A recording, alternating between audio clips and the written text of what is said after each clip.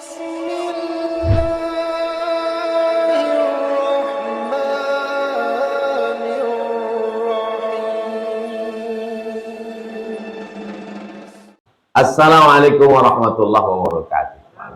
Apa hukum istri nikah lagi dengan orang lain? Walaupun izin suami tidak izin suami pertama. Ada pula izin suami pertama. Sebab nikahnya di luar kota, sebab jirannya dan warga sudah resah. Apa solusinya? Wal mutallaqatu yatarabbasna bi anfusihinna thalathata quru. Perempuan kalau diceraikan suaminya, maka iddahnya 3 quru. Sebagian mazhab 3 kali suci, sebagian mazhab 3 kali kotor. Maksudnya 3 bulan. Karena 1 bulan itu ada suci, ada kotor. Habis 3 bulan, habis iddah, barulah dia menikah lagi. Judul lagunya Kutubu Jandam. Kalau udah punya anak, beranak ampek dan nanti juga.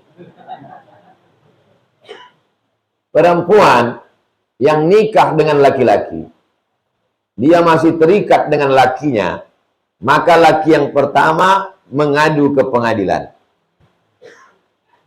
Deliknya adalah delik aduan. Kalau ditangkap dia di hotel, ditangkap sama polisi, tak bisa. Karena ini bukan pidana. Beda sama mencuri.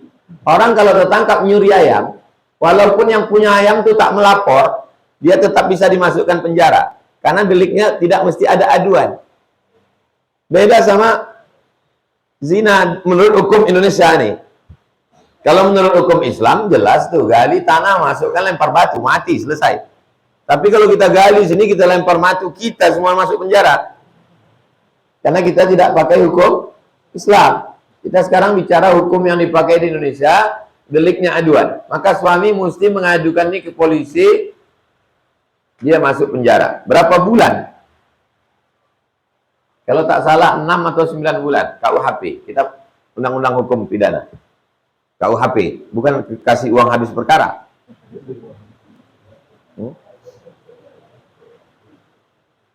Sebab nikah di luar kota, jiran dan warga sudah resah. Mana Pak RT?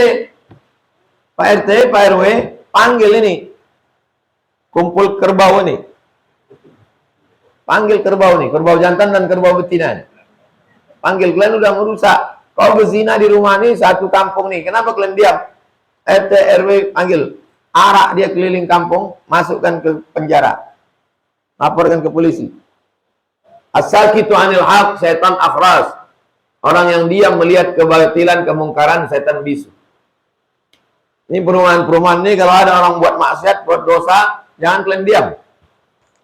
Karena kalau balanya datang, bukan cuma dia aja kena, kita pun kena semua. Rahmat Allah tak turun. Heran aku Pak Ustaz. Aku tidur cepat. Badan sehat. Kenapa berat sembahyang subuh? Salah satunya tak merasakan nikmatnya ibadah, dicabut Allah nikmat. Jangan sangka dicabut nikmat itu mobilnya hilang, mobilnya, rumahnya. Bukan itu maksudnya. Makna dicabut nikmat adalah tidak merasakan nikmatnya ibadah. Gara-gara diam melihat perbuatan maksiat. Tapi RT-nya tak peduli Pak Ustaz, ganti RT baru. RW-nya tak peduli Pak Ustaz, ganti RW baru. Musyawarah semuanya.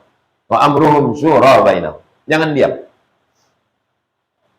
Apakah ada istilah membadalkan haji di Mekah untuk orang yang meninggal? Ada orang pergi haji, lalu kata dia, labbaik Allahumma subrumah. Aku menghajikan subrumah. Kata Nabi, subrumah itu siapa? Subrumah kok dun sana ambong. Saudara saya ya Rasulullah. Kau hajikan subrumah? Iya. Kau sudah haji atau belum? Belum. Kata Nabi, hajikan dulu dirimu, baru hajikan subrumah. Inilah dalil boleh menghajikan orang lain dengan syarat orang itu sudah haji. Jadi kalau nanti kalian udah haji, dapat kesempatan haji kedua, haji pertama pakai duit kalian sendiri. Amin. Haji kedua ini macam-macam. Ada namanya haji abidin atas biaya dinas. Ada namanya Haji Mansur, halaman rumah kena gusur. Mohon maaf Pak Mansur. Nah, berangkat. Waktu haji kedua tuh, hajikanlah. Ayah kalian belum haji, hajikan dia. Mak kalian belum haji, hajikan dia. Ada saudara belum haji, hajikan dia. Dengan syarat orangnya sudah mimdatema taya bawati. Kalau masih hidup tak bisa. Tapi katanya dalam hadis tuh ada orang hidup dihajikan. Ada. Ayahnya ini kalau naik atas onta jatuh. Asal didudukkan di atas onta jatuh. Kenapa? Karena kalau duduk di atas onta tuh tulang belakang mesti berdiri. Ayahnya tak bisa lagi. Tak bisa dia duduk, maka boleh dihajikan. Di Indonesia, kalau ada orang tak bisa duduk, tetap bisa pergi haji. Kenapa? Karena naik pesawat bisa duduk terlentang. Sampai ke sana, tawafnya didorong. Sa'inya dorong pakai kursi. Wukufnya dibawa pakai ambulan, bukakan pintu. Cuman orang kadang kalau umurnya udah terlampau 80, 90, macam-macam pikir. Walaupun badannya sehat, badan sehat, sampai ke atas pesawat, minta turun pula ke pramugari. Mau kemana Pak? Ayam belum makan. Sampai di Madinah diwawancarai orang, tanya tetangganya, rupanya dia tak punya ayam. Jadi memang pikiran ini macam-macam. Memang umur-umur segitu lagi lucu-lucunya.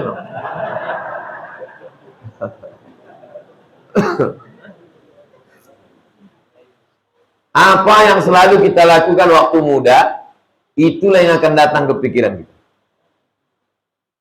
Kenapa Bapak teringat ayam? Karena yang selalu dia lakukan, ngasih ayam.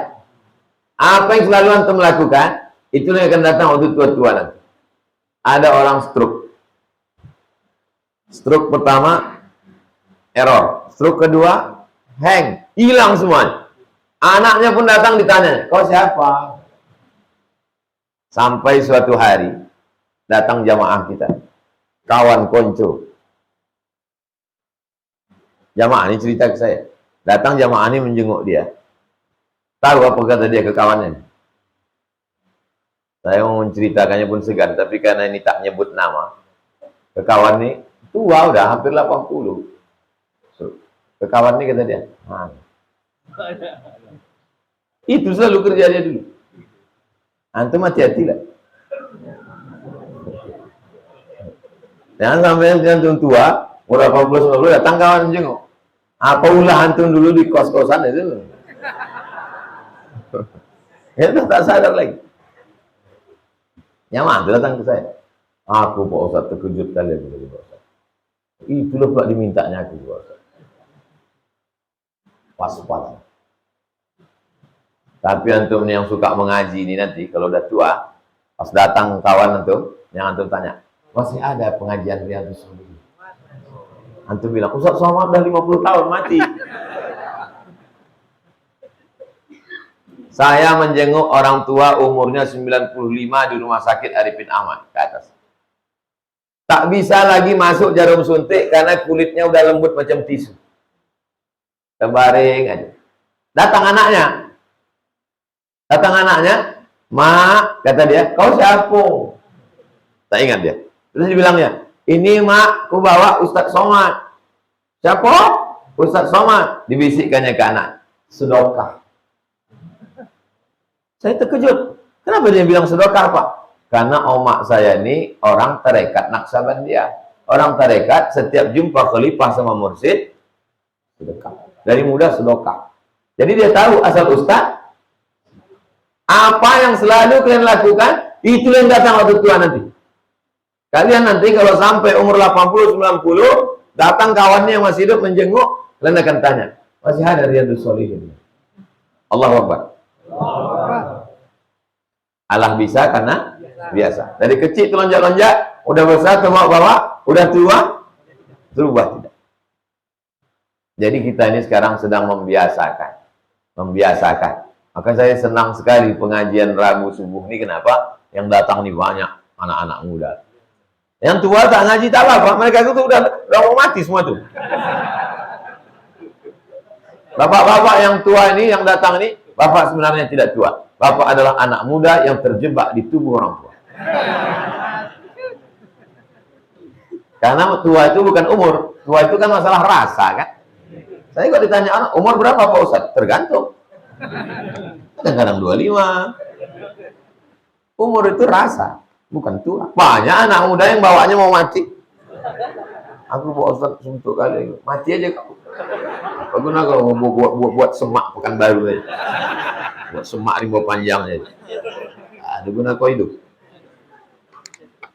Buat macet seberantas saja.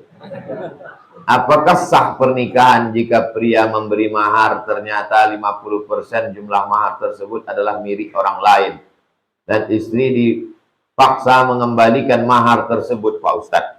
Maka kasus yang 50% itu berarti kasusnya utang yang mesti dibayar. Karena mahar itu sahha bai'uhu. Kalau sah dia dijual, ada harganya, ada nilainya, sah dia jadi mahar. Maka kalau bisa nikah itu menikah dengan barang yang bisa dijual. Karena tujuannya nanti saat terjadi sesuatu di rumah tangga bisa dijual untuk sebagai modal. Nah, maka kalian yang gadis-gadis yang belum nikah, yang lajang-lajang belum nikah, waktu nikah nanti maharnya kalian kasih sesuatu yang nanti bisa dijual. Aku nikahkan engkau dengan mahar sebentuk cincin emas tunai, sah. Kalaupun mau ditambah telekung, mukut. Jangan nikah pakai telekung. Nikah tahun 80. Sekarang telekungnya lalat nanti tinggal.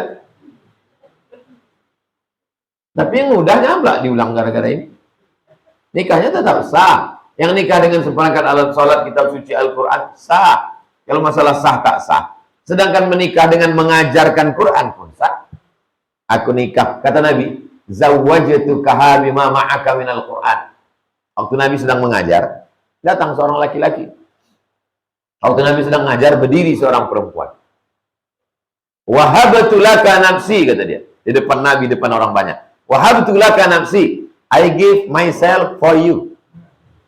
Kuberikan diriku untukmu ya Rasulullah. Nabi tak ada komen. Nabi terus saja ngajar. Lama-lama tegak seorang laki-laki. Ya Rasulullah, kalau kau tak mau, untuk aku ajalah.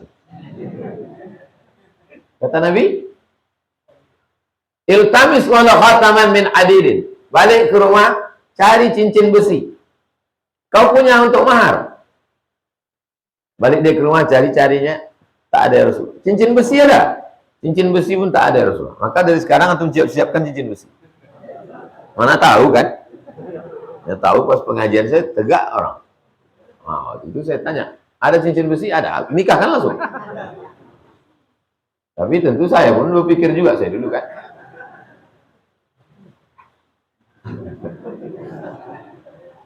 Cincin besi tak ada, cari lagi. Kata dia ada kain ya Rasulullah. Berapa kain kau? 1. Kau jadikan mahar untuk binimu? Iya. Nanti kalau kainnya dipakai bini kau pakai apa? Dia diam, dia malu. Habis itu dia pun pergi. Pas dia pergi itu dipanggil Nabi. Sini. Kata Nabi, zawwajtukaha bima ma'aka minal Qur'an. Kunikah. Kau ada hafal Quran? Ada ya Rasulullah. Itu pun tak pula semua. Surat kada, surat ini, surat ini, surat ini. Zawwajtukaha bima ma'aka minal Qur'an. Kunikahkan kau sama dia dengan mengajarkan Al-Quran. Langsung di situ sah. Tak ada pakai pacaran, tunangan, khidbah, ta'aruf, kelamaan. Gas langsung. To the point. Itulah dalil boleh mengajarkan Quran.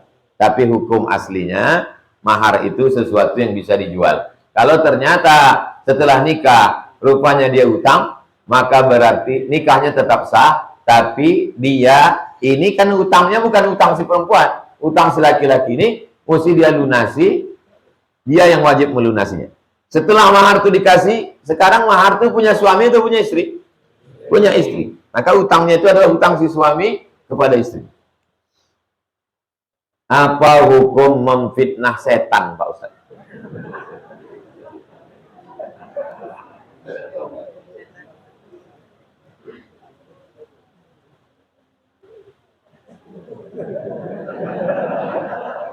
Apa kata dia hukum memfitnah setan? Perbuatan yang dibenci oleh Allah, dibenci oleh setan, dibenci oleh iblis. Memperkosa anak setan.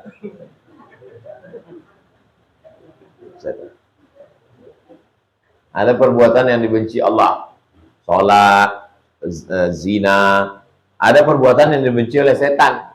sholat, ngaji. Setan pembenci, Allah pun benci juga. Tapi setan tak bisa difitnah. Karena perbuatannya semua jahat. Macam mana mau fitnah setan? Itu siang itu tak baik itu. Itu fitnah pada orang beriman. Karena orang beriman baik. Setan tak ada baik. Jadi tidak ada memfitnah setan. Jadi yang membuat pertanyaan ini kurang cerdas. Kalau antum mau menjebak saya, cari yang agak ribet sedikit. Kalau yang begini-begini, tidak bisa memfitnah setan. Karena fitnah itu artinya tuhmat. Tuduhan tanpa bukti. Menuduh orang baik berbuat jahat. Setan memang jahat. Tapi dia udah baik Pak Ustaz. Berarti setan hijrah. Bisa setan berhijrah. Aisyah cemburu. Sayyidatuna Aisyah cemburu. Lalu kata Nabi, aghirti Aisyah. Kau cemburu Aisyah. Kata Nabi, iya aku cemburu ya Rasulullah. Kata Nabi SAW, kamu diganggu setan. Kata Aisyah, awa ma'aya syaitan? Apakah aku ini ada setannya? Kata Nabi, na'am. Hal ma'akuli insan syaitan? Apakah setiap manusia ini ada setannya? Iya. Aku ada setanku, kamu ada setanmu. Itulah yang disebut dengan jin qarin. Jin qarin. Waktu kita lahir, dia ikut mendampingi, di cucuknya pusat kita itu maka anak lahir. Lahir. Jadi waktu lahir itu menangis di cucuk setan. Kata Aisyah, bersama aku ada setan? Iya. Semua manusia ini ada setannya? Iya. Ma'aka setan? Tengok cerdasnya Aisyah. Aku manusia, sama aku ada setan ya. Engkau kan manusia juga ya Rasulullah. Berarti samamu ada setan. Kata Nabi, walakinnallaha a'anani fa aslama. Jin yang ikut sama aku itu ditolong Allah aku, dia masuk Islam. Itulah dalil setan hijrah. Tapi antum jangan berpikir mau menghijrahkan setan antum. Ustaz, boleh nanya? Ya, gimana cara setan saya ini bisa login? Kalau aja tak log out udah alhamdulillah.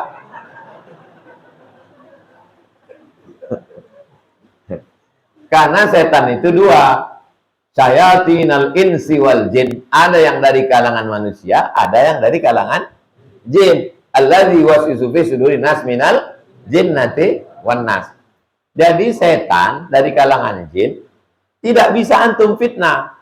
Fitnah maksudnya di sini adalah tuhmah, tuduhan jelek. Karena mereka melakukan perbuatan jelek. Perbuatan antum ke mereka itu adalah ibtalul batil. Menunjukkan orang yang batil bahwa dia batil. Antum ngasih tahu, itu yang ada gambarnya di baleho itu penjahat. Apakah itu fitnah? Tidak.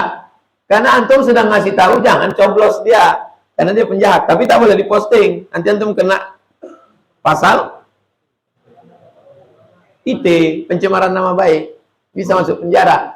Tapi kalau antum diam, orang batil akan merajalela. Saking banyaknya gambar orang batil, yang betul disangka batil, yang batil disangka betul, betul, sangka batil, sangka betul. Gara-gara orang batil ngomong, orang betul diam. Akhirnya yang betul disangka batil, yang batil disangka, makanya ngomong, speak up. Seorang peserta kurban, apa saja yang dilarang dilakukan menjelang pemotongan kurban? Dari tanggal 1 ke tanggal 10. Saya mau berkurban nih. Tanggal 1 tuh saya sudah beli kambing, saya bawa ke rumah. Kambing saya itu ini kalau mau ikut sunnah-sunnahnya betul. Kambing saya itu saya tambat dekat rumah, saya kasih makan.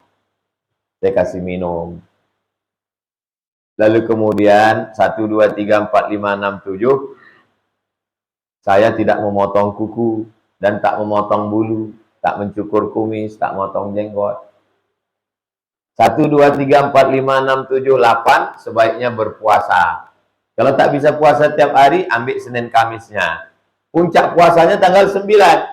Hari Arafah. Yukaffirus sanatal madiyata wal baqiyata, mengampunkan setahun yang lalu, setahun yang akan datang. Tanggal 10 pagi, kasih makan kambing tadi, kasih minum. Habis itu sholat Idul Adha. Balik sholat Idul Adha, baringkan kambing tadi sisi kirinya, sisi kirinya menghadap ke arah kiblat, kiblat sana, sini kepala kambing, sisi kiri kambing. Lalu kemudian asah pisau tak boleh depan mata kambing.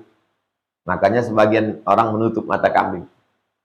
Fal yurih dzabihatahu, buat dia tenang. Tajamkan pisaunya. Setelah itu potong dia. Bismillahi Allahu Akbar, Allahumma taqabbal min Abdul Somad. Setelah itu belah kambing tadi, diambil hatinya, cuci. Jangan nanti kalian jadi panitia ambil daging tusuk langsung masak, najis, darah najis, tak boleh. Cuci dulu, basuh. Setelah basuh, percikkan air jeruk, kasih garam, bakar. Habis itu untuk makan. Itulah makanan pertama tanggal 10 Dzulhijjah. Kalau Idul Fitri, pagi makan dulu baru sembahyang.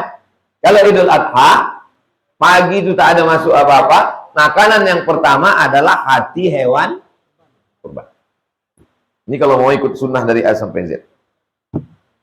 Fakulu minha, makan daging, makan hatinya sedikit. Untuk apa? Lit tabarruk, untuk ngambil barokah. Sisanya wa at'imul ba'isal faqir, bagikan ke fakir miskin. Semuanya the best. Tapi kalau mau sulusan, ambil sepertiga. Ambil sepertiga, letakkan di rumah. Sepertiga jiran tetangga, sepertiga fakir miskin. Begitu aslinya kurban. Ini yang tak dilakukan orang sekarang. Orang sekarang tak pernah ngasih makan kambing, tak pernah nengok kambing, tak pernah megang kambing, tak pernah motong kambing, tak pernah makan kambing. Kurbannya hanya online. Tetap dapat pahala, tapi sunnah-sunnahnya, kalau mau sunnah-sunnah, mudah-mudahan nanti panjang umur, sehat badan, kita bisa melakukannya insya Allah. Hal apa saja yang dianjurkan? Udah kuceritakan tadi itu dari A sampai Z. Setelah tanggal 10 itu, barulah dia motong kukunya balik, merapikan rambutnya, kumisnya, jenggotnya balik. Apa hikmahnya? Setelah menyembelih hewan kurban, kita pun fresh kembali baru. Kuku baru, rambut baru, semangat baru. Bini tetap lama. Bagaimana kalau seorang perempuan mengikuti pertandingan bela diri? Bagus. Perempuan sekarang bagus ikut bela diri. Karena sekarang banyak pelecehan seksual. Laki pun KDRT. Nah, jadi kalau kalian ikut bela diri, silat, taekwondo, judo, agak besar sedikit, sumo. Ikut. Tahu ketempeleng nanti, sila, main gak? Bagus. Tapi tetap menjaga. Rambut tutup. Pakaiannya longgar. Kalau dia ikut silat, insya Allah pakaiannya longgar. Kalau bersilat, perempuan sama perempuan. Yang pula sama laki-laki. Nanti banyak, aku sama itu aja. Karena pas latihan, kadang gabung sama laki-laki. Enggak. Bedakan. Laki-laki sama laki-laki, perempuan sama perempuan. Daripada kalian olahraga fitness di tempat senam.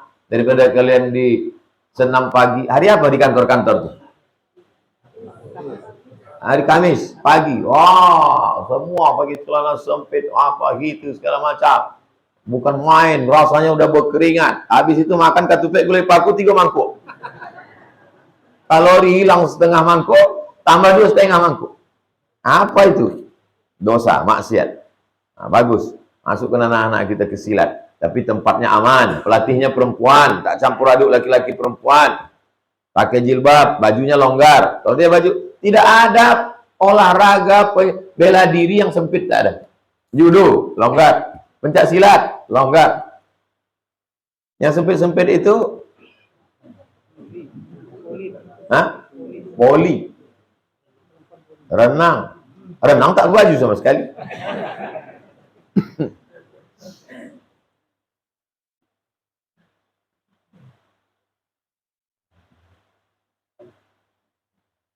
Apalah tulisannya.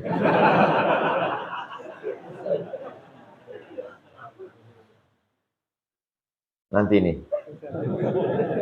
Apakah boleh hasil penjualan kulit hewan kurban dibelikan ke pisau, belikan ke kapak untuk dijadikan inventaris masjid? Man ba'a jilda udhiyatihi fala udhiyata lahu. Siapa yang menjual kulit hewan kurbannya, maka tiada kurban baginya. Kulit hewan kurban tak boleh dijual. Akhirnya kulit hewan kurbannya digunting, masukkan ke plastik, dibagi. Warga pun tak bisa mengolah, dibuang ke tong sampah. Hari ketiga bau bangkai komplek. Jadi solusinya macam mana? Dijual, tapi duitnya tak boleh lagi dipakai. Serahkan ke yang bisa mengelola kulit. Assalamualaikum. Waalaikumsalam. Betul ini jangek.com? Yo, lain bisa mengolah jangek kami kot. Yo, baracie. Berapa satu? 100.000. Hanya ada 10 jangan kulit. 1 juta. Dapat duit 1 juta, bagikan ke fakir miskin. Jangan lagi ada mengambil manfaat. Lalu pisaunya, kreseknya, upah tukang potongnya, jaga malam, sapinya dibawa dari Muara Lembu kemari, tak langsung dipotong, nginap dulu semalam, uang ngopinya, sarapan pagi penjaganya, maka lebihkan sedikit. Jadi kalau harganya 2.600.000, maka kumpul duitnya 2.700.000. Akadnya ke pengurus, aku serahkan 2.700.000 untuk korban dan biaya operasional tunai. Nanti setelah selesai tak perlu itu dibalikkan karena udah untuk biaya operasional. Lebih serahkan ke masjid. Adapun duit dari kulit bagikan semua ke fakir miskin. Karena kurban itu dibagi 3. Sepertiga untuk yang berkurban, sepertiga untuk masyarakat, sahabat, kawan, jiran, tetangga, sepertiga untuk fakir miskin. Nah, ini kasihkan semua. Ini untuk kalian nih fakir miskin. Fakir miskin ada? Ada. Mau kalian kulit? Enggak, bau. Duit mau? Mau. Kasih. Apa hukum kafaah dalam pernikahan? Dalam mazhab Syafi'i, kafaah merupakan syarat. Dalam mazhab Syafi'i, kafaah merupakan bagian dari pernikahan. Walaupun tak kafaah tetap sah, tapi dianjurkan kafaah. Kafaah itu walam yakul lahu kufuwan. Kufu selevel. Walam yakul lahu kufuwan ahad. Tak ada yang selevel dengan Allah. Jadi kafaah artinya selevel. Cinta kan tidak melihat perbedaan, Pak Ustadz. Cinta itu buta. Tak bisa membedakan mana sepeda, mana Vespa. Itu kau mencakapkannya waktu masih senang, tenang, kenyang, lenang. Pas nanti sampai masanya gawat darurat. Laki-laki, kalau dia tak selevel dengan bininya, dia akan minder. Minder itu berpengaruh ke psikologis. Nanti bawaannya emosi, dia masa rendah diri. Maka antum cari yang selevel. Supaya apa? Supaya antum pede. Lain padang, lain belalang, lain lubuk, lain ikannya, lain ustadz, lain cara menasehati. Almarhum Ustadz Johar Arifin, kakak kelas saya, orang kuntu, orang baik. Dia yang jemput saya dulu di airport waktu di Kairo. Apa kata dia? Waktu saya belum nikah. Kalau bisa, kita nikah. Jangan sampai bini itu tak terasanya garam kita. Halus bahasa dia. Apa maksudnya? Kita kasih garam tuh terasa dia, asin banget. Tapi kalau dia biasa minum air laut, paham antum? Antum kasih dia 3 juta, dikorek-koreknya ke telinganya. Apa tak sakit antum? Padahal bagi antum itu udah gaji antum sebulan. Karena mak dia selalu ngasih dia 5 juta, asal kira, "Ma, duit ma, lempar ke mana?" gitu. Tiba-tiba antum ngasih. Nah, itu. Jadi antum carilah yang sekupu selevel. Pergi saya ke Jakarta, datang kawan saya. Kalau bisa, janganlah kita nikah sama orang kaya. Kenapa gitu? Bilang, kalau bisa kita cari yang kaya. Kaya bapaknya, dan sudah di ruang ICU. Anak tunggal. Aku tadi tamu ke rumah kawan kita yang nikah sama orang kaya itu. Terus, ku naikkan kakiku ke atas. Kita kan biasa dulu sama-sama di Mesir naik kaki ke atas, ngobrol. Pas ku naik kan, disuruhnya turun. Kenapa? Takut dia sama bininya. Rupanya rumah itu dibelikan mertua. Kalau di rumah kalian pun kalian tak bisa naikkan kaki, bagus kalian jadi bencong. Apalah guna kalian jadi kepala rumah tangga laki-laki? Nanti marah kalian ke anak kalian. Kenapa nggak pakai jilbab? Pakai jilbab. Kata mama nggak perlu, Pak. Di rumah ini kan yang berkuasa mama. Rumah ini kan rumah mama. Apa tak pingsan kalian? Kalau dapat, mana tahu memang kalian bertuah. Kalau ada tuah di badan, pasir digenggam menjadi intan. Sayang betul dia sama kalian. Kalian datang naik angkot, dia pakai mobil. Abang, nanti kita pulang pakai mobil adik aja. Tak apalah tua kalian, Allah Allah. Mau juga dia. Maka mesti ada perjanjian. Aku pun heran, entah memang pelet itu berhasil, tak tahulah. Kau kalau memang mau nikah sama aku, kita mesti ada perjanjian. Biar supaya kau jangan lupa tulis hitam mas putih materi 10.000. Dulu 6.000, tapi udah naik sekarang 10.000. Kalau kau nikah sama aku, jangan kau sepelekan aku. Kalau kau nikah sama aku, keluarga aku, makku, adikku datang, jangan kau buat macam pembantu. Tulislah pasal-pasalnya. Tapi jangan banyak kali, nanti jangan dibatalkan pula. Karena orang-orang kaya ini biasanya sepele dia menengok orang susah. Menikahlah orang susah sama orang kaya. Mertuanya ini sepele betul lah sama menantunya ini. Akhirnya menantunya ini pergi ke pulau, digalinya tanah, diolahnya tanah, bertanam tanaman. Akhirnya dia kaya. Setelah dia kaya, diundang makan sama mertua yang sombong tadi. Diundang makan. Kebetulan dia kaya, saking kayanya emas. Dulu kebanggaan orang Melayu kan pakai keris emas. Kepala kerisnya itu burung bayan. Tahu antum burung bayan? Kepala kerisnya itu burung bayan. Pas disuruh mertuanya makan, makanlah kau. Diambilnya keris burung bayannya itu, dicucukkannya ke piring. Makanlah bayan. Nasi ini untuk kau, bukan untuk aku. Bisa antum buatkan video pendek. Membuat video pendek tentang anak muda nikah sama orang kaya, diusir sama mertua. Apa kau pergi sana, anakku ini tak mau susah. Terus itu dia cocok tanam. Tak usah lama-lama, film agak 3 menit, 5 menit aja. Kerjasama sama anak saintek. Habis itu lalu kemudian setelah kaya, dia datang pakai baju Melayu dengan tanjaknya. Di mana jantan bertanjak, di situ di mana bumi dipijak, di situ langit dijunjung. Di mana jantan bertanjak, di situ perempuan bertudung. Masukkan pesan Melayunya, masukkan Islamnya, sampai ke tempat makan itu, cabutlah keris tadi. Ini nasi ini untuk kau nih bayan, bukan untuk aku. Kenapa? Karena mertua itu mengundang setelah kepala keris itu emas. Memang kalau belum sarapan nih payah nangkap memang.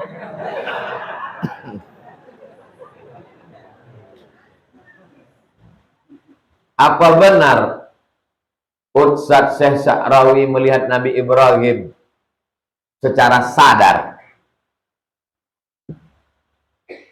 di samping Ka'bah nih, pas di pintunya di depan ini ada namanya Maqam Ibrahim. Maqam Ibrahim tapak kaki Nabi Ibrahim. Maqam Ibrahim zaman dulu tuh besar macam musola.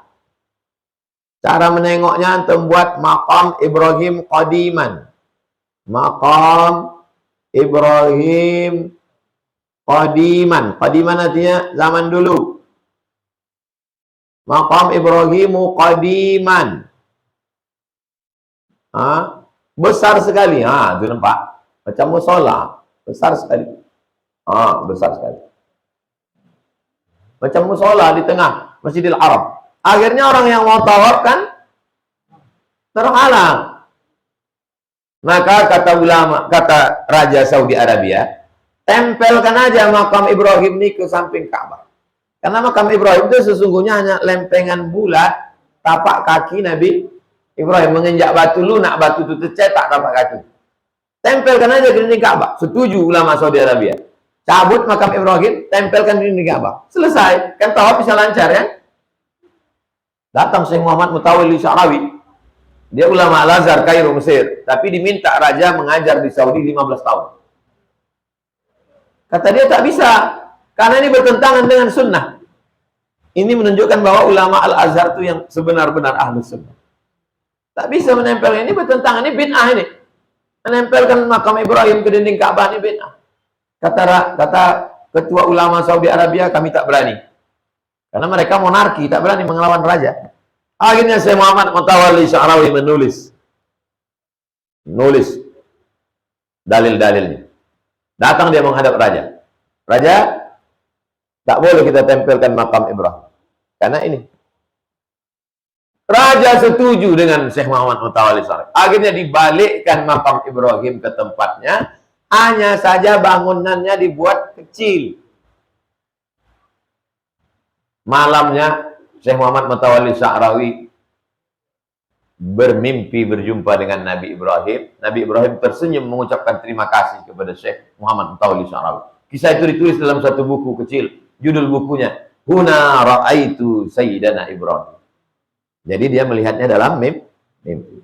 Judul bukunya, Huna Ra'aitu Sayyidana Ibrahim.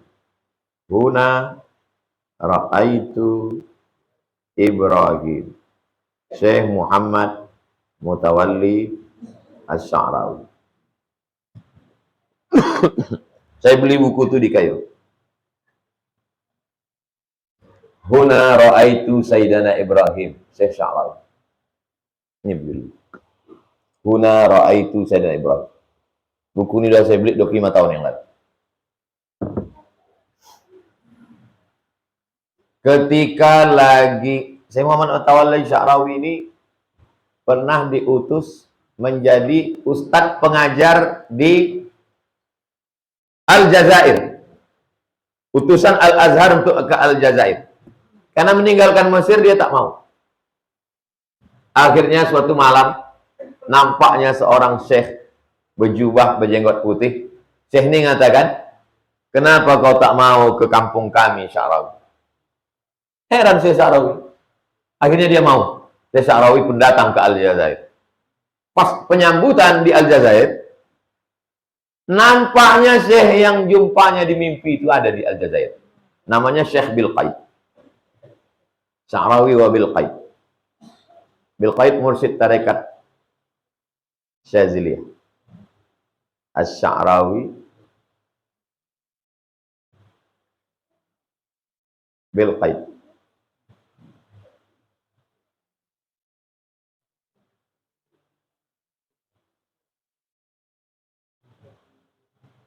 Ini Syekh Sya'rawi yang di bawah, ini Syekh Bilqaid yang atas. Pas sampai Syekh Sya'rawi di Aljazair, ditengoknya. Ini yang kulihat dalam mimpi, senyum Syekh Bilqaid. Begitulah mereka dulu berhubungan. Belum ada lagi streaming. Zaman Syekh Sya'rawi. Syekh Sya'rawi lahir 1911. Sebaya Buya Hamka. Buya Hamka lahir 1908. 17 Februari 1908. Kok ingat Ustadz Buya Hamka 17 Februari? Sama lahirnya dengan Sami. Syekh Sya'rawi 1911. Syekh Yasin Al-Fadani 1917. Ulama-ulama. Jadi mereka ini hampir-hampir seangkatan. Syekh Muhammad Mutawalli Sya'rawi meninggal tahun 1998. Anak Indonesia yang hampir mencium tangan Syekh Sya'rawi, Imam Masjid Al-Fatah, Minas. Ustadz Darwis, kakak kelas saya. Pas mau diciumnya tangan Syekh Sya'rawi, ditarik Syekh Sya'rawi. Syekh Sya'rawi yang wali sebegitu hebatnya, tak mau tangannya dicium. Tiba-tiba Abdul Somad, cium. Saya tak menyalahkan Habib ulama yang tangannya dicium, itu penghormatan. Tapi ini ceritanya tentang saya, bukan. Malu kepada. Nanti kalau jumpa sama Syekh Sya'rawi, kau kata Syekh Sya'rawi. Syekh Sya'rawi difitnah. Syekh Sya'rawi difitnah mau jadi menteri karena menjual agama. Jadi ulama-ulama jangan antum sangka mereka ini tak bebas dari fitnah. Sya'rawi menjual agama karena mau dia jadi menteri agama. Waktu itu presidennya Anwar Sadat. Presiden Mesir yang pertama Najib. Meninggal Najib, naik Gamal Abdul Nasir. Meninggal Gamal Abdul Nasir, naik Sadat. Sadat mengangkat Syekh Sya'rawi jadi menteri agama. Muncul isu, Sya'rawi menjual agama. Syekh Sya'rawi menjelaskan, waktu aku jadi dosen di Saudi Arabia, ini gajiku. Waktu aku jadi menteri agama diangkat oleh Sadat, ini gajiku. Tak sampai 1/10. Aku mau jadi menteri agama ini pulang untuk memperbaiki Mesir. Jadi fitnah itu terjadi pada siapa? Al-Azhar dipimpin oleh Syekhul Azhar. Namanya Syekh Abdul Alim Mahmud. Di atas Syekhul Azhar, Menteri Agama. Namanya Syekh Muhammad Mutawalli Sya'rawi. Waktu itu. Sebelum kedudukan Syekhul Azhar selevel dengan Perdana Menteri. Waktu itu lebih tinggi Menteri Agama daripada Syekhul Azhar. Mestinya Syekh Abdul Halim Mahmud datang melapor ke Syekh Sya'rawi. Pagi-pagi datang Syekh Sya'rawi menjumpai Syekh Abdul Halim Mahmud di kantor Syekhul Azhar. Terkejut Syekh Abdul Halim Mahmud. Syekh Mutawalli datang. Ada apa? Tak layak ulama datang menemui umara. Begitu akhlak.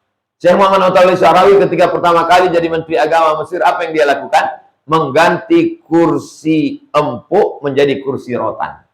Pas ditanya sama stafnya, kenapa Syekh? Malu aku kalau duduk di sini nanti kalau berjumpa dengan Rasulullah SAW. Jadi ulama-ulama ini dikenang sepanjang zaman, bukan hanya karena ilmunya, tapi juga karena waraknya, karena zuhudnya. Antum kalau ke Mesir, di warung, di toko, di rumah-rumah Mesir itu bukan gambar presiden, gambar Syekh Muhammad Mutawalli Asy-Sya'rawi, Syekhul Mufassirin. Ada tafsirnya namanya Tafsir Asy-Sya'rawi. Dia punya anak laki-laki. Nama anak laki-lakinya Sami Mutawalli Sya'rawi. Saya kasih nama anak saya Sami. Mengambil dari Syekh Muhammad Mutawalli Sya'rawi. Saya sangat kagum dengan Syekh Muhammad Mutawalli Sya'rawi. Ketika apa yang harus kita lakukan? Apa doa amalan ketika kita lagi kufur atau lagi kafirin? Apa yang harus kita lakukan Pak Ustadz? Seminim-minim wirid. Kalau ada di antara antum mengamalkan wirdul latif, bagus. Ada yang mengamalkan ratib al-haddad, bagus. Ada yang mengamalkan ratib al-attas, bagus. Seminim-minim wirid. Wirid itu maksudnya dibaca habis subuh sama habis maghrib. Habis subuh, habis maghrib. Habis subuh awal hari.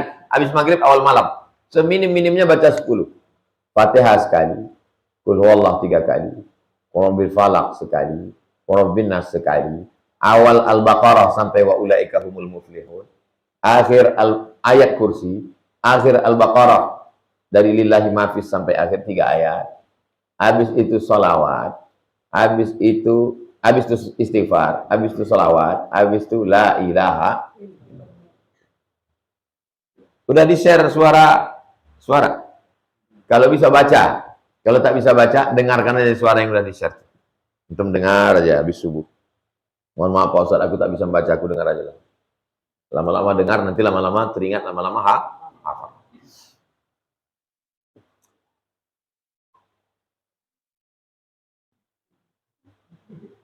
Berikan kita tips untuk selalu komitmen dalam dakwah.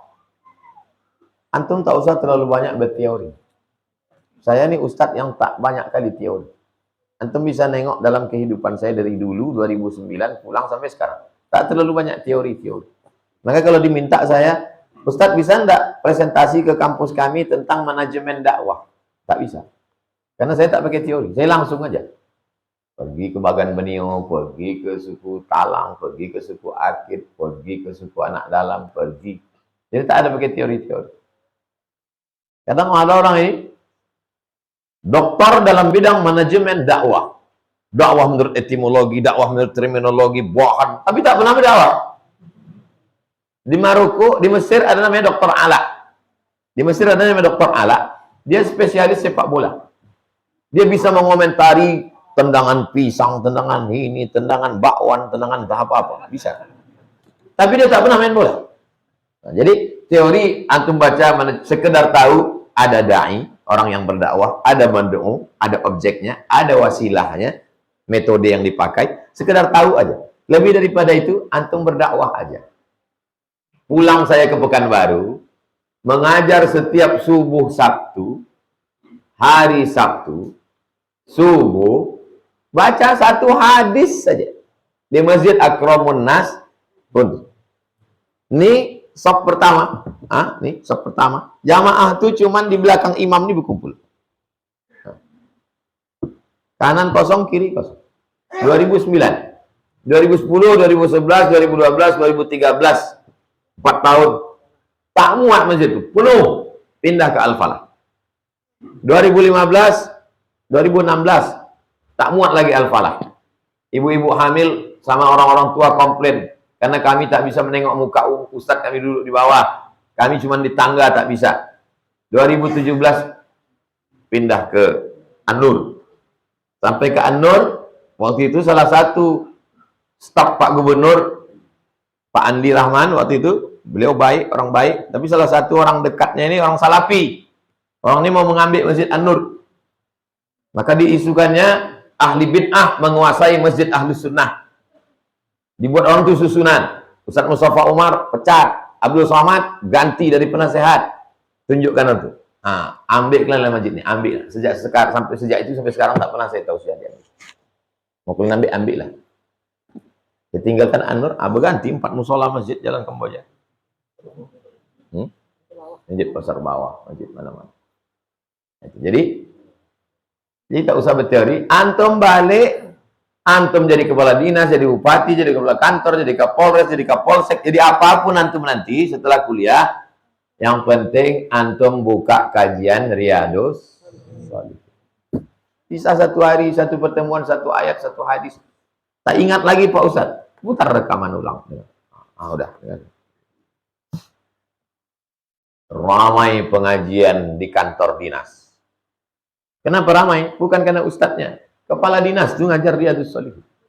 Ngalir pahalanya ke kubur saya. Kalian ada yang pulang jadi kades, jadi kadus, jadi lurah. Buat pengajian. Insya Allah. Ala hazihin niyah al-Fatihah. A'udzubillahi minasyaitonir rajim. Bismillahirrahmanirrahim. Alhamdulillahirabbil alamin. Arrahmanirrahim. Maliki yaumiddin. Iyyaka na'budu wa iyyaka nasta'in. Ihdinas siratal mustaqim, siratal ladzina an'amta 'alaihim ghairil maghdubi 'alaihim waladdallin. Amin. Allahumma shalli 'ala sayyidina Muhammad wa 'ala ali sayyidina Muhammad. La tada' lana dzamban illa ghafartah. Ampunkan dosa-dosa kami ya Allah. Wala 'aiban illa satartah. Tutup aib-aib kami ya Allah. Wala musafiran illa wasaltah, yang musafir sampaikan ke tujuan ya Allah. Wala maridan illa syafaitah, yang sakit-sakit angkat penyakitnya ya Allah. Wala mayyitan illa rahimtah, yang meninggal dunia curahkan rahmatmu ya Allah. Wala aziban illa zawajtah, yang belum berjodoh jumpakan dengan jodoh yang baik-baik. Wala raghiban illa anjabtah, yang belum ada keturunan berikan anak yang soleh dan soleh. Wala hajatan min hawaiji dunya wal akhirati laka ridha wa lana fiha salah, segala hajat dunia hajat akhirat baik bagi kami dan engkau ridha. Illa qadaitaha tunaikan wa yassartaha mudahkan ya Allah. Rabbana fil lana dzunubana wa li abaina wa li ummahatina wa li jaddatina wa li jaddatina wa li masyayikhina wa liman hadarana wa liman ghaba anna. Semua yang hadir, semua yang mengikuti streaming subuh ini, ampunkan segala silap salah dosanya. Rabbana atina fid dunya hasanah wa fil akhirati hasanah wa qina adzabannar wa adkhilnal jannata ma'al abrar ya aziz ya ghaffar. Wa sallallahu ala sayyidina Muhammad wa ala alihi washabihi wasallam. Alhamdulillahirabbil alamin. Taqabbalallahu minkum minna wa minkum taqabbal ya karim. Salat sunat Isyraq 2 rakaat. Usolli sunnatal Isyraq raka'ataini lillahi ta'ala. Assalamualaikum warahmatullahi wabarakatuh.